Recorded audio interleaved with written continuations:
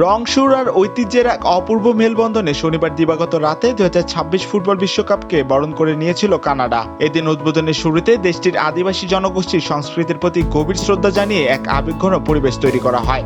এরপর মঞ্চ মাতাতে আসেন কানাডীয় শিল্পী উইলিয়াম প্রিন্স। এর পাশাপাশি একদিকে ছিল বলিউড সেন্সেশন নোরা ফাতেহির চোখ ধাঁধানো ঝলক আর নাচ, অন্যদিকে ফরাসি হিপ হপ তারকা ভেকে ড্রিমের সুর। কিন্তু ঠিক তখনই সব আলো নিয়ে তাদের সাথে মঞ্চ কাঁপাতে আসেন বাংলাদেশি আমেরিকান ডিজে ও সঙ্গীত শিল্পী সঞ্জয়। যেখানে চোখ ছিল গোটা বিশ্বের কোটি ফুটবল প্রেমীর, সেই কানাডার মঞ্চে ইতিহাস গড়লেন বাংলাদেশের Sanjay. Gold's Gym across 30 plus countries with over 700 plus locations worldwide. Train anywhere, belong everywhere.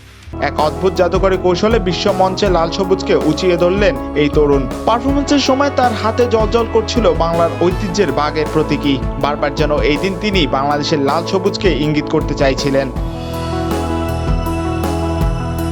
মাঠের লড়াই হয়তো বাংলাদেশ নেই, কিন্তু না থেকেও পুরো বিশ্বকাপ জুড়ে মিশে রইল বাংলাদেশ।